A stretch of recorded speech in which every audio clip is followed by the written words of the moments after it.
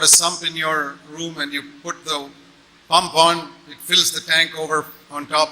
உங்க வீட்ல தண்ணி தொட்டில கீழ சம்ப்ல தண்ணி இருக்கு, நீங்க அந்த மோட்டரை பம்ப போடுறீங்க, போட்ட உடனே தண்ணி மேலே ஏறுது. And then what happens after some time? அந்த மேல இருக்கிற தண்ணி ஏறிக்கிட்டே இருக்கும்போது என்ன நடக்கிறது? It overflows. அந்த தண்ணி நிரம்பி அது வெளியே வழிகிறது. And that's the time you know you got to switch off the pump.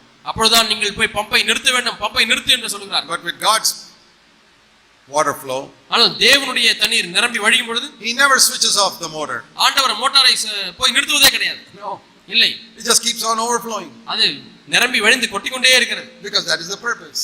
ஏனென்றால் அதுதான் நோக்கம். That the motor is working, அந்த மோட்டார் ஓடிக்கொண்டே இருக்கிறது, and the tank is always overflowing. அந்த தண்ணீர் எப்பொழுதும் நிரம்பி வழிந்து கொண்டே இருக்கிறது. Is it like that in your life? உங்களுடைய வாழ்க்கையில் அப்படி இருக்கிறதா? That is how God wants it in your life. இப்படித்தான் நீங்கள் இருக்க வேண்டும் என்று தேவன் விரும்புகிறார். And I believe that is the way in which our churches must be different from all the other churches. இப்படித்தான் மற்ற சபைகளை காட்டிலும் நம்முடைய சபையானது வித்தியாசமானதா இருக்க வேண்டும். Maybe we have gloried in the past saying our standard is much higher than the standard of other churches. மற்ற சபைகளை காட்டிலும் எங்களுடைய சபை நிலவரம் மிகவும் மேலானதாக இருக்கிறது என்பதிலே நாம் இவ்வளவு நாட்கள் மகிமைப்பட்டுக் கொண்டிருந்தோம். In what area? இந்த பகுதியிலே we preach against worldliness, we preach against sin. நாம் உலக வேஷத்துக்கு விரோதமாகவும் பாவத்துக்கு விரோதமாகவும் பிரசங்கிக்கிறோம் என்று we expose sin and worldliness in our churches. நம்முடைய சபைகளிலே பாவத்தை குறித்து உலகத்தை குறித்து வெளிரங்கமாக்கி காட்டுகிறோம் என்று சொல்கிறோம். That is like saying our blood reports and our x-ray reports are accurate. எங்களுடைய இரத்த சோதனை அறிக்கையும் எங்களுடைய எக்ஸ்ரே அறிக்கையும் மிகவும் நுணுக்கமானதா இருக்கிறது என்று சொல்வதை போல. But brother, how many people are being cured? ஆனால் சகோதரனே, எத்தனை பேர் குணமாக்கப்படுகிறார்கள்? What is use of a hospital that can boast our lab reports are accurate? எங்களுடைய பரிசோதனை கூடம் அது மிகவும் நுணுக்கமானதா சரியானதா இருக்கிறது என்று சொல்லுகிற ஒரு ஆஸ்பத்திரியுடைய பிரயோஜனம் என்ன? I don't want to go to a hospital that gives me a correct blood report and x-ray report. எனக்கு சரியான எக்ஸ்ரேயையும் ரத்தத்தையும் சோதித்து கொடுக்கக்கூடிய ரிப்போர்ட்டை கொடுக்கக்கூடிய ஆஸ்பத்திரி எனக்கு தேவையில்லை. I want to go to a hospital that will cure me. எந்த ஆஸ்பத்திரி என்னை குணமாக்குமோ அந்த மருத்துவமனைக்கு நான் செல்ல விரும்புகிறேன். The world is full of sick people. இந்த உலகமானது நோயாளிகளால் நிறைந்திருக்கிறது. What they need is not a good laboratory report. அவர்களுக்கு தேவையானதெல்லாம் நல்ல இரத்த சோதனை கொடுத்த அறிக்கை அல்ல. They need healing. அவர்களுக்கு தேவையானதெல்லாம் குணம். You dear brothers who are preachers, you are the doctors. பிரசங்கிக்கிற சகோதரர்களே, நீங்கள் தான் மருத்துவர்கள். You who claim to be servants of God. நீங்கள் தேவனுடைய ஊழியக்காரர் என்று சொல்கிறீர்கள். You need power. உங்களுக்கு தேவையானதெல்லாம் வல்லமை. Knowledge is not enough. அறிவு போதுமானதல்ல. Sometimes these new doctors who have just got their degree, சில சமயத்திலே அப்பொழுதுதான் படித்து பட்டம் பெற்றிருப்பார்கள் ஒரு சில டாக்டர்கள். a lot of knowledge, நிறைய அறிவு இருக்கிறது, no experience. ஆனால் அனுபவம் இல்லை. A lot of preachers are like that. அநேக பிரசங்கியார்கள் அப்படி இருக்கிறார்கள். You know, nowadays there are so many medical colleges but not enough hospitals where they can get experience. இன்றைக்கு நிறைய மருத்துவ கல்லூரிகள் வந்து விட்டது, ஆனால் போதுமான அளவு ஆஸ்பத்திரிகள் இல்லாதபடினாலே அவர்களுக்கு அனுபவம் கிடைப்பதில்லை. And it's very dangerous to go to those doctors. அப்படிப்பட்ட மருத்துவர்களுக்கு போவது ஆபத்தான காரியம். I've seen that in Bangalore. பெங்களூர்ல பார்த்திருக்கிறேன். See, my wife is also a doctor. என்னுடைய மனைவியும் ஒரு doctor. We come across so many people who go to other doctors and come with their report to my wife. அநேக டாக்டர்களிடத்தில் சென்று பின்னர் அந்த அறிக்கையோடு கூட என்னுடைய மனைவியிடத்தில் வருவார்கள். And my wife often has to tell them, please don't take this medicine, this is not good for you. தயவு செய்து இந்த மருந்தை வாங்கி சாப்பிட வேண்டாம், இது உங்களுக்கு நல்லதல்ல என்று என்னுடைய மனைவி சொல்லுவார். It may cure you quickly now. இப்பொழுது வேண்டுமானால் உங்களுக்கு எளிதாக குணமாக்கலாம். 5 years from now you'll have a lot of problems. ஆனால் இப்பொழுது இந்த 5 ஆண்டுகள் கழித்து உனக்கு நிறைய பிரச்சனைகள் ஏற்படும். Please don't give this to your child. கண்டிப்பாக இந்த மாத்திரையை தயவு செய்து குழந்தைக்கு கொடுக்க வேண்டாம். It will cure it immediately. இப்பொழுது கொடுத்தால் உடனே வியாதி நின்றுவிடும். When the child grows up it will have problems. ஆனால் குழந்தை வளர வளர அதற்கு பிரச்சனைகள் ஏற்படும். Bones will be weak. அங்க எலும்புகள் எல்லாம் பலவீனமாகிவிடும். Why? ஏன்? Because these useless doctors who got a lot of knowledge in their head but no experience. இந்த பிரயோஜனமற்ற மருத்துவர்களுக்கு அதிகமான அறிவு இருக்கிறது, ஆனால் அனுபவம் இல்லை. When we have a preacher like that, இப்படிப்பட்ட பிரசங்கியா இருக்கும் பொழுது, who has heard all the hundreds of tapes, நூற்றுக்கணக்கான கேசட்டுகளை கேட்டிருக்கிறார், who has come to all the conferences, எல்லா கான்ஃபரன்ஸ் கூட்டங்களுக்கு வந்து read all the books, புத்தகங்களை வாசித்திருக்கிறார், head is filled with knowledge, தலையானது அறிவினாலே நிரம்பி இருக்கிறது, but love is not overflowing from the heart. ஆனால் உள்ளத்திலே அன்பு நிரம்பி வெளியவில்லை. That is like those doctors. அது அந்த மருத்துவர்களை போல இருக்கு. And when these brothers who are suffering under such preachers, அப்படிப்பட்ட பிரசங்கியார்களுக்கு கீழாக சில சகோதரர்கள் பாடுபட்டு கொண்டிருக்கும் பொழுது, come to me with their problems, என்னிடத்திலே அவர்களுடைய பிரச்சனையோடு கூட வருகிறார்கள். I tell them, நான் சொல்கிறேன் what my wife says. என் மனைவி சொல்கிறது, please don't take that medicine. அந்த மருந்தை நீங்கள் எடுத்துக்கொள்ள வேண்டாம். Please don't listen to what that brother is saying. அந்த சகோதரர் சொல்கிறதை நீங்கள் கவனிக்க வேண்டாம். That brother has not got love. அவருக்கு அன்பு இல்லை. He has no experience. அவருக்கு அனுபவம் இல்லை. His knowledge is all correct. அவருக்கு இருக்கிற அறிவெல்லாம் சரிதான். His blood report is correct. His X-ray report is correct. அந்த இரத்த சோதனை அறிக்கையும் அந்த எக்ஸ்ரே அறிக்கையும் சரியானதா இருக்கிறது. But the treatment he has prescribed is not correct. ஆனால் கொடுக்கக்கூடிய சிகிச்சையானது தவறாய் இருக்கிறது. In the long run it will kill you. நாட்கள் செல்ல செல்ல அது உங்களை கொன்றுவிடும். So that is why Jesus told his disciples, ஆகவே தான் தம்முடைய சீஷர்களை பார்த்து இயேசு சொன்னார், you are not ready to go into the world. இன்னும் உலகத்துக்குள்ளாக போவதற்கு நீங்கள் தயாராகவில்லை. You need the love of God to fill your heart. தேவனுடைய அன்பானது உங்கள் உள்ளத்தை நிரப்ப வேண்டியிருக்கிறது. That is not only for brothers. அது சகோதரர்களுக்கு மட்டுமல்ல. In the New Testament, புதிய ஏற்பாட்டிலே the Bible says God will pour out his spirit on the sisters also. தேவன் சகோதரர்கள் மீதும் தம்முடைய ஆவியை ஊற்றுவேன் என்று சொல்லி இருக்கிறார். See Acts of the Apostles. அப்போஸ்தலர் நடவடிக்கைகளை பாருங்கள். Chapter 2. இரண்டாம் அதிகாரம். Acts of the Apostles chapter 2. அப்போஸ்தலர் நடவடிக்கைகள் இரண்டாம் அதிகாரம். There were 120 people praying there. அங்கே 120 மக்கள் ஜெபித்துக் கொண்டிருக்கிறார்கள். And among those 120 people, it says in Acts 1:15, 120 people were there. அப்போஸ்தலர் நடவடிக்கைகள் 1:15 பார்க்கிறோம். அந்நாட்களிலே சீஷர்கள் ஏறக்குறைய 120 பேர் கூடி இருந்தபோது. Who were these 120 people? இந்த 120 பேர் யார்? 11 apostles, verse 13. Acts 1:13. 13ஆம் வசனம் அப்போஸ்தலர் நடவடிக்கைகள் 1ஆம் அதிகாரத்திலே அங்கே சொல்லப்பட்ட சீஷர்கள். Verse 13. 13ஆம் வசனம். And verse 14, some women. 14ஆம் வசனம் ஒரு சில ஸ்திரீகள். There were women there in those 120. அந்த 120 பேர்களிலே ஸ்திரீகளும் இருந்தார்கள். Maybe there were 60 men and 60 women. ஒருவேளை அங்கே 60 ஆண்களும் 60 பெண்களும் இருந்திருக்கலாம். And there 60 men and 60 women were praying.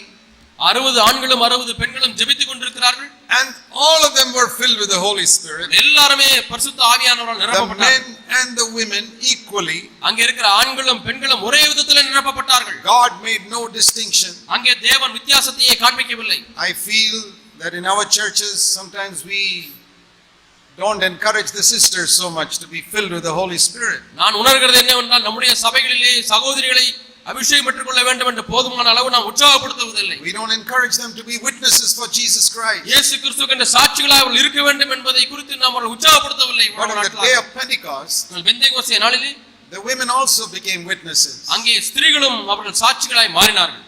See, one of the marks of being under the law, பிரமாணத்துக்கு கீழாக இருப்பதனுடைய ஒரு அடையாளம் is this. இதுதான். Under the law the women had no place. பிரமாணத்துக்கு கீழாக ஸ்திரீகளுக்கு இடமே இல்லை. So in a church where women have no place, that church is under the law. ஆகவே எங்கே எந்த சபையிலே ஸ்திரீகளுக்கு இடமில்லையோ அந்த சபையானது பிரமாணத்துக்கு கீழாக இருக்கிறது. Many of our churches are under the law. நம்முடைய சபைகளில் अनेक சபைகள் பிரமாணங்களுக்கு கீழாக We இருக்கிறது. have to bring them under grace. நாம் அவர்களை கிருபைக்கு கீழாக கொண்டு வர We have to வேண்டியிருக்கிறது. bring them under the experience of Pentecost. Pentecost அனுபவத்துக்கு கீழாக அவர்களை கொண்டு வர வேண்டியிருக்கிறது. And women are not called to be elders and teachers. ஸ்திரீகள் மூப்பர்களாக இருப்பதற்கும் போதிக்கிறவர்களாக இருப்பதற்கும் அழைக்கப்படவில்லை. But they are called to be witnesses. ஆனால் அவர்கள் சாட்சிகளாக இருக்கும்படி They are not அழைக்கப்பட்டிருக்கிறார்கள். called to be apostles and prophets. அப்போஸ்தலர்களாக இருக்கும்படியாக தீர்க்கதரிசிகளாக இருக்கும்படியாக அழைக்கப்படாவிட்டாலும் But they can be evangelists preaching the gospel to other people. மற்றவர்களுக்கு சுவிசேஷத்தை பிரசங்கிக்கக்கூடிய சுவிசேஷகர்களாய் ஸ்திரீகள் இருக்க But முடியும். they need to be filled with the Holy Spirit. ஆனால் அவர்கள் இதற்காக பரிசுத்தாவின் அபிஷேகத்தினாலே நிரப்பப்பட And when வேண்டியிருக்கிறது. these women and men were filled with the Holy Spirit, இந்த ஆண்களும் பெண்களும் பரிசுத்தாவினாலே நிரப்பப்பட்ட and the பொழுது love of God filled their hearts, தேவ அன்பு அவருடைய உள்ளத்தை நிரப்பியது. Peter stood up in Acts 2:14 அப்போஸ்தலர் 2ஆம் அதிகாரம் 14ஆம் வசனத்திலே பேதுரு and எழுதி he இருக்கிறார். told the people, ஜனங்களை பார்த்து சொல்கிறார், this is what was prophesied in the Old Testament. இதுதான் பழைய ஏற்பாட்டிலே தீர்க்கதரிசனமாய் சொல்லப்பட்டது என்று Verse சொல்கிறார். 17, 17ஆம் வசனத்திலே that பார்க்கிறோம். I'll pour my spirit on all mankind, and your sons and daughters will prophesy. என் ஆவியை மாம்சமான யாவர் மேலும் ஊற்றுவேன், உங்கள் குமாரரும் உங்கள் குமாரத்திகளும் தீர்க்கதரிசனம் சொல்வார்கள். And even the lowest level of society, the bond slaves, verse 18, those days they had slaves in the house, even those slaves, men and women, will prophesy. அங்கே வாழ்க்கையிலே கீழ்த்தரத்தில் இருக்கக்கூடியதான அடிமைகள் என்று சொல்லுகிறவர்கள் கூட அவர்கள் மேலும் என் ஆவியை ஊற்றுவேன், அவர்களும் தீர்க்கதரிசனம் சொல்வார்கள் என்று 18ஆம் வசனத்திலே வாசிக்கிறோம். Why did the Lord mention that? ஏன் அதை இங்கே சொல்லி இருக்கிறார்? Why did he mention women?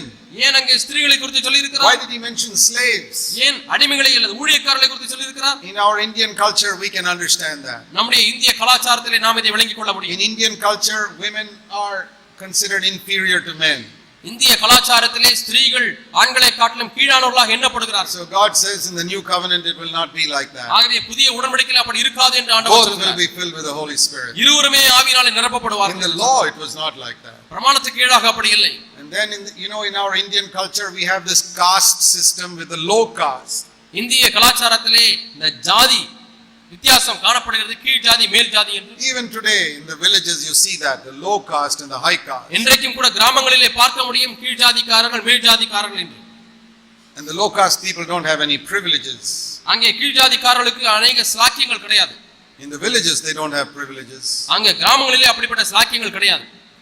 And God says they will also be filled with the Holy Spirit. அவர்களும் அபிஷேகத்தினாலே நிரப்பப்படுவார்கள் என்று ஆண்டவர் And சொல்கிறார். the low caste people, men and women, will be filled with the Holy Spirit. கீழ் ஜாதி மக்கள் ஆண்களும் பெண்களும் பரிசுத்த ஆவியினாலே நிரப்பப்படுவார்கள் என்று ஆண்டவர் சொல்கிறார். That's what he's saying here. அதுதான் இங்கே That பார்க்கிறோம். there's no caste system, there is no difference now. இப்பொழுது வித்தியாசமே இல்லை, ஜாதி அடிப்படையே வித்தியாசமே No கிடையாது. man and woman.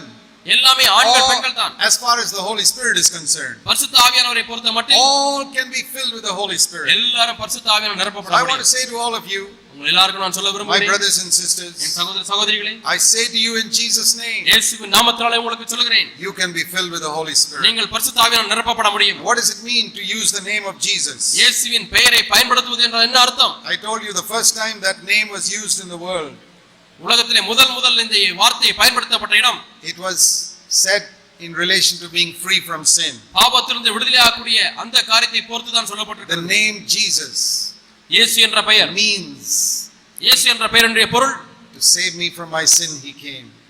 பாவத்திலிருந்து என்னை விடுதலையாக்குவார். He came to save me from my sin. என் பாவத்திலிருந்து என்னை விடுதலையாக்கும்படியாக இயேசு Every வந்தார். time I use the name Jesus, ஒவ்வொரு முறையும் இயேசு என்ற பெயரை in the name பயன்படுத்துவோம். of Jesus, இயேசுவின் நாமத்திலே, we pray in Jesus' name. இயேசுவின் நாமத்தில் ஜெபிக்கிறோம் பிதாவே என்று Remember ஜெபிக்கிறோம். this. நாம் இதை ஞாபகத்தில் வைத்துக் கொள்ள வேண்டும். This is the name given to one who came to save me from all my sin. என் எல்லா பாவங்களிலிருந்தும் என்னை விடுதலையாக்கும்படியாக வந்த நாமம். And I can give that name to other people.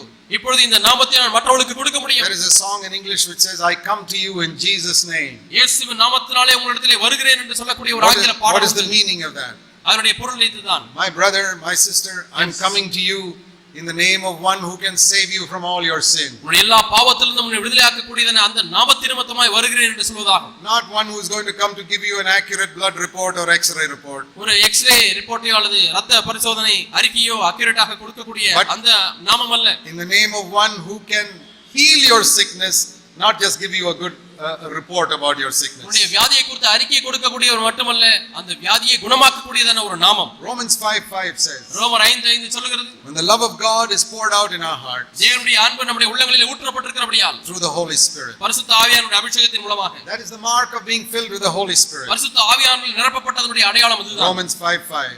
ரோமர் 5:5 It's poured into our heart அது நம்முடைய இருதயங்களிலே like ஊற்றப்பட்டிருக்கிறபடியால் the motor that pumps the water into the tank எப்படி அந்த மோட்டார்ல இருந்து அந்த டேங்க்ல இருந்து தண்ணீர் அந்த மேலே டேங்குக்கு போகிறதோ and it overflows and overflows and overflows. நிரம்பி வழிந்து கொண்டே இருக்கிறது அந்த And if தண்ணீர். you don't switch off the motor, it will keep on overflowing. நாம் மோட்டாரை நிறுத்தவில்லை என்று சொன்னால் அந்த தண்ணீர் வழிந்து கொண்டே That's how God pours His love into our hearts. இப்படிதான் தேவன் தம்முடைய அன்பை நம்முடைய உள்ளங்களிலே ஊற்றிக்கொண்டே And இருக்கிறார். He never switches off the motor. ஒரு காலம் அவர் அந்த மோட்டாரை It நிறுத்துவதே just இல்லை. overflows and overflows and overflows. அது நிரம்பி வழிந்து கொண்டே And இருக்கிறது. there is so much water that any thousands of people can come and drink. ஆயிரக்கணக்கான மக்கள் கூட வந்து குடிக்கக்கூடிய அளவுக்கு போதுமான அளவு தண்ணீர் இருக்கிறது. Is it only for one or two special people?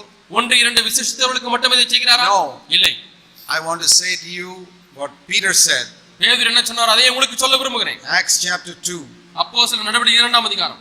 When these people saw this wonderful experience that Peter had, பேதுரு செய்த இந்த அற்புதமான அதிசயங்களை எல்லாம் பார்த்தபொழுது he said in verse 39 of Acts 2, அப்போஸ்தலர் 2ஆம் அதிகாரம் 39ஆம் வசனத்தில் அவர் he said, சொல்கிறார், this promise is for you also, இந்த வாக்குத்தத்தமானது உங்களுக்கு உரியது. and this promise is for your children இந்த also, வாக்குத்தத்தமானது உங்கள் பிள்ளைகளுக்கு உரியது. and for those who are far away, தூரத்தில் உள்ள யாவருக்கும், those who are in Tamil Nadu, தமிழ்நாட்டில் உள்ளவர்களுக்கு, in 21st century, 21ஆம் நூற்றாண்டில் இருக்கிறவர்களுக்கு, as many as the Lord our God shall call.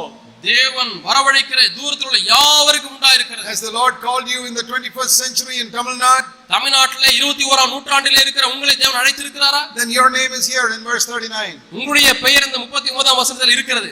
This promise is for you. இந்த வாக்குத்தத்தமானது உங்களுக்குரியது.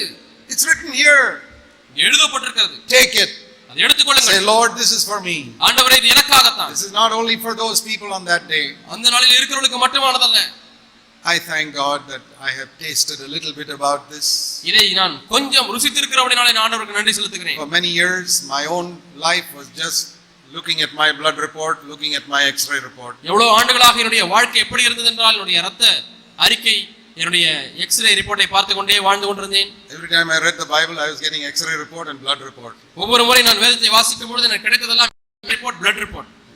Every day I'd get more and more discouraged. ஒவ்வொரு நாளும் அதிகமாக நான் சோர்ந்து போவேன்.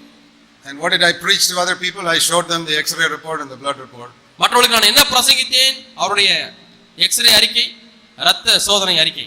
And they get more and more discouraged. அவர்களும் அதிகமாக சோர்ந்து போய் விட்டார்கள். I thought I was a great prophet. நான் பெரிய தீர்க்கதரிசி என்று எண்ணினேன். Yes, Old Testament prophet. பழைய ஏற்பாட்டு பிரசங்கி. Preaching the law. பிரமாணத்தை பிரசங்கிப்பது correct report. சரிதான். Correct report. நல்ல அறிக்கை தான். சரியான அறிக்கை. Good microscope, good equipment to give correct report. நல்ல மைக்ரோஸ்கோப், நல்ல நவீன கருவிகள் கிடைத்தது, நல்ல அறிக்கை தான். But people are still worldly. ஆனாலும் ஜனங்கள் இன்னும் உலகத்தாராய் People இருக்கிறார்கள். still fighting with each other. ஒருவரோடு சண்டை போட்டுக் People கொண்டிருக்கிறார்கள். still loving money. பணத்தை நேசிக்கிறார்கள். And people still lusting with their hearts. உள்ளத்திலே இச்சிக்கிறார்கள். People still not talking to each other. ஒருத்தர் பேசிக் People கொள்வதில்லை. still with bitterness. கசப்போடு இருக்கிறார்கள். Then I knew I need the love of God to fill my heart. இப்பொழுது என்னுடைய உள்ளத்தை தேவனுடைய அன்பு நிரப்ப வேண்டும் என்பதை அறிந்திருக்கிறேன். Love is God's great healing medicine. தேவன் அன்பாக இருக்கிறார். அவர் குணமாக்குவதற்கு மருந்து வைத்திருக்கிறார். That is the medicine, love. அந்த அன்புதான் அந்த மருந்து. Love is God's great healing medicine. அன்புதான் தேவனுடைய மிகப்பெரிய குணமாக்கக்கூடிய மருந்து. It can cure any sickness. அது உங்க எந்த வியாதியா இருந்தாலும் குணமாக்க முடியும். It was the love of God that took Jesus to the cross. அந்த தேவ அன்புதான் இயேசுவை கல்வாரிக்கு எடுத்துச் சென்றது. That cross symbolizes the love of God. அந்த சிலுவையானது தேவ அன்பை சித்தரிக்கிறது. And that healed all the sicknesses of the world. அது இந்த உலகத்தில் இருக்கக்கூடிய எல்லா வியாதிகளையும் குணமாக்க முடியும். My brothers and sisters, அருமையான சகோதர சகோதரிகளே, those who have ears to hear, காதுள்ளவர்கள் கேட்க கடவர்கள். elder brothers who have ears to hear, காதுள்ள மூத்த சகோதரர்கள் கேட்க கடவர்கள். listen to the word of the Lord. தேவனுடைய வார்த்தைக்கு செவி கொடுங்கள். Listen to a prophetic message. தீர்க்கதரிசனமான செய்திக்கு செவி கொடுங்கள். Let us change our direction in 2005. 2005 ஆண்டிலே நம்முடைய திசையை மாற்றிக் கொள்வோம். We are not going to lower the standards. நம்முடைய தரத்தை நாம் குறைக்க போவதில்லை. We are not going to give false blood reports and x-ray reports from today. இன்றிலிருந்து நாம் தவறான இரத்த அறிக்கையையும் தவறான எக்ஸ்ரே அறிக்கையும் காண்பிக்க போவதில்லை. Our reports will still be accurate. இன்னும் நம்முடைய அறிக்கையானது ஒரு நுணுக்கமான ஒரு அறிக்கையா இருக்கும். But we are also going to give medicine. ஆனால் அதே சமயத்திலே நாம் அதோடு கூட மருந்தையும் கொடுக்க போகிறோம். Treatment. மருந்தை கொடுத்து சிகிச்சை கொடுக்க போகிறோம். Surgery where required. எங்கே தேவைப்படுகிறதோ அங்கே அறுவை சிகிச்சையும் செய்வோம். We are going to be a hospital and not a laboratory. நாம் வெறும் பரிசோதனை கூடமல்ல, ஒரு மருத்துவமனையை நாம் கட்ட வேண்டும். When I am sick, I don't go to a laboratory, I go to a hospital. நான் வியாதிப்படும் பொழுது பரிசோதனை கூடத்துக்கு போவதில்லை, நான் போவதெல்லாம் ஒரு மருத்துவமனைக்கு செல்கிறேன். Our churches have been laboratories. நம்முடைய சபைகள் பரிசோதனை கூடங்களாக இருந்து வந்தன. Giving good reports. நல்ல அறிக்கைகளை கொடுத்து கொண்டிருந்தன. Let us convert them into hospitals. இப்பொழுது நம்முடைய பரிசோதனை கூடங்களை எல்லாம் மருத்துவமனைகளாக மாற்றிக் கொள்வோம். Make them better than Apollo Hospital and all these good hospitals. Apollo மருத்துவமனை காட்டிலும் நல்ல சிறந்த மருத்துவமனையா நம்முடைய சபையை மாற்றுவோம். God bless you all. தேவன் உங்களை எல்லாரையும் ஆசீர்வதிப்பாராக. I have faith it will be like that. எனக்கு விசுவாசம் இருக்கிறது, அப்படியே ஆகும். I hope many of you will join me in faith that it will be like that in this year. இந்த வருஷத்துல இப்படிதான் ஆக போகிறது என்று சொல்லி அநேகர் என்னோடு கூட விசுவாசத்திலே சேர்ந்து கொள்வீர்கள் என்று நான் நம்புகிறேன். Bow our heads and God before God. தலைகளை வணங்கி தேவனுக்கு முன்பாக ஜெபிப்போம். Brothers and sisters, சகோதர சகோதரிகளே, God is a good God. தேவன் நல்ல தேவன். He loves you. அவர் உங்களை நேசிக்கிறார். He loves you, all of you, children, young people. சிறு பிள்ளைகளே, வாலிபர்களே, all of you God loves you. உங்களை எல்லாரும் ஆண்டவர் நேசிக்கிறார். He wants to fill you with His Holy Spirit. உங்களை பரிசுத்த ஆவியால் நிரப்ப விரும்புகிறார். He wants to flood your heart with the love of God. தேவ அன்பினாலே உங்கள் உள்ளத்தை நிரப்ப விரும்புகிறார். He doesn't want to give you only reports about your condition. உன் வாழ்க்கை எவ்வளவு மோசமா இருக்கு பார் என்று சொல்லி அறிக்கை கொடுக்க மட்டும் அவர் விரும்பவில்லை. The report is only a first step to heal you. உன்னை குணமாக்குவதற்கு முதல் படிதான் இந்த ரிப்போர்ட். Heavenly Father, பரலோக பிதாவே, I pray that this is a conference in which everybody will go home encouraged. ஆண்டவரே, இந்த கான்ஃபரன்ஸ் ஆனது எல்லாரும் உற்சாகப்படுத்தப்பட்டு தேற்றப்பட்டு போவார்கள் என்று நான் நம்புகிறேன். With tremendous faith. ஆண்டவரே, எங்களுக்கு அதிகமான விசுவாசத்தை வர்த்திக்க பண்ணும். Faith that will work miracles in their lives. அவருடைய வாழ்க்கையில் அற்புதங்களை செய்யத்தக்கதான விசுவாசத்தை தாரும். We pray in Jesus' name. இயேசுவின் நாமத்தில் ஜெபிக்கிறோம் பிதாவே. Amen. ஆமென்.